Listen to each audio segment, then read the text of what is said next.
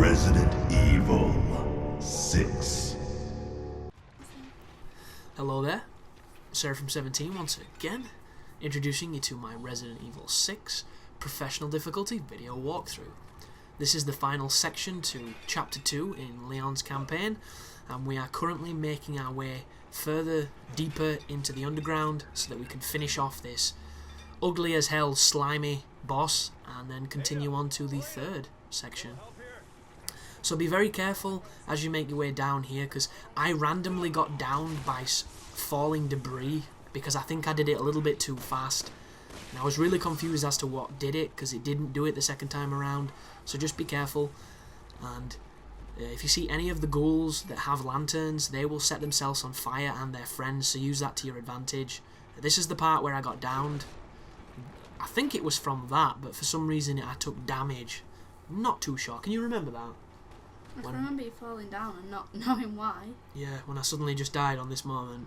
Because the irony is, if you go down here, no one can pick you up. So there's no help coming, essentially. That could actually be wrong. I can't remember if Ada's still with us or if she's somewhere else. I think she's away from you at this point. But just keep making your way down. There's a bunch of these ghouls between you and the bottom of the area. And when you do get to the bottom, it's your opportunity to shoot the boss, and it's pretty much over at that point. But quick time events. I don't think they should be in Resident Evil, because I don't even think they were all that good in Resi 4. But Resident Evil 4 was one of the first games to do it.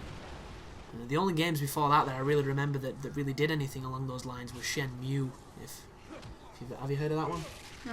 No, it's a very iconic title for a console called the Dreamcast. Ever play a Dreamcast?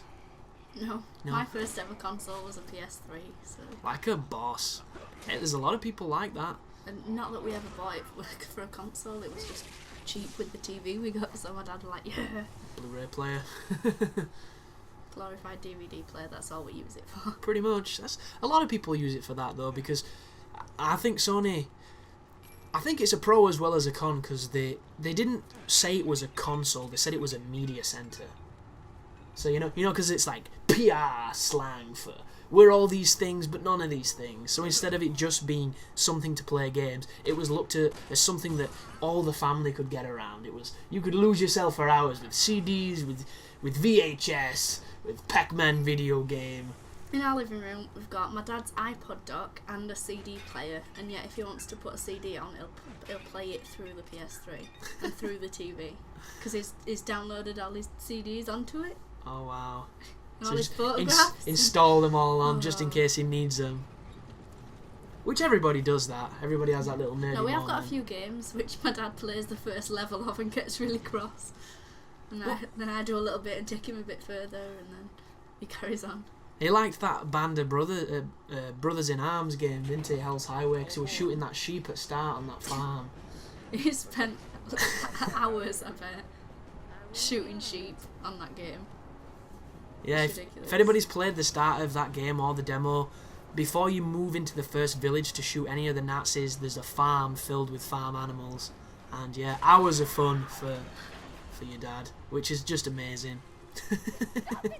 Because that game is pretty good, but he never got to the good points. There was 'cause another, I don't know what it might be, one of the Call of Duty ones we've got, where at the end of a bit you have to jump from a building into a helicopter or from a helicopter into a building. that sounds like every Call of Duty. And he missed the jump, and he must have done that section of the game like 50 times. Sounds like Call of So Duty. mad. And I think what happened was my sister ended up going on it and like accidentally doing it, so it saved over onto the next bit. And I think he was relieved without wanting to say anything. Alright. That's like my dad with Dead Space when he were playing it. He'd get to points where he just literally couldn't do it.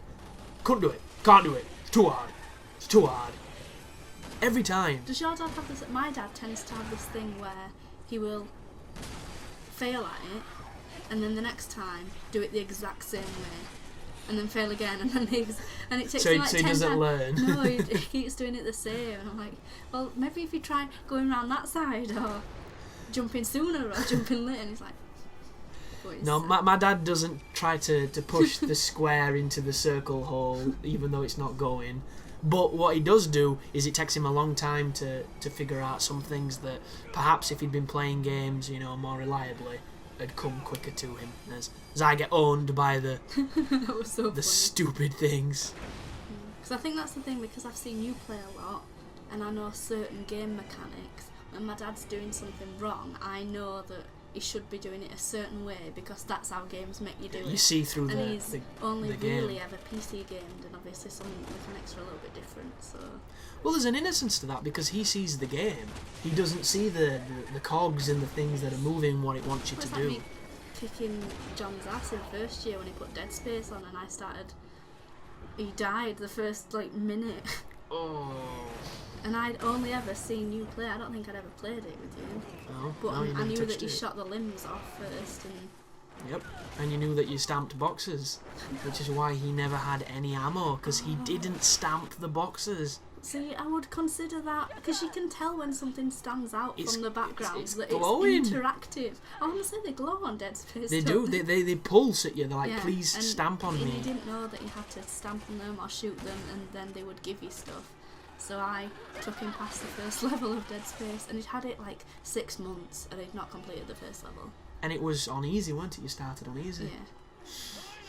And don't get me wrong, there's nothing wrong with that, because that game's probably going to last him half his lifetime, which is really good, because if you can buy a 40 quid game, maybe you got it cheap, and it lasts that long. Well, that's what my dad sees it as. He's getting his money's worth Yeah. by it taking him 10 years to complete. Like, my dad plays games on the harder difficulties. He don't play on the hardest, he generally plays on one down. But he gets his ass kicked, and then he gets mad that he's getting his ass kicked. But it's like, Dad, you want to get the replay value so you don't blow through it really quickly, so you put him on these hard, challenging difficulties, and then you wonder why it's not letting you shoot them. So it's kind of funny, but thanks for watching, guys. I hope that helped. That boss is not that challenging, it's just more of a patient game and using the checkpoints. And, yeah, you take care now.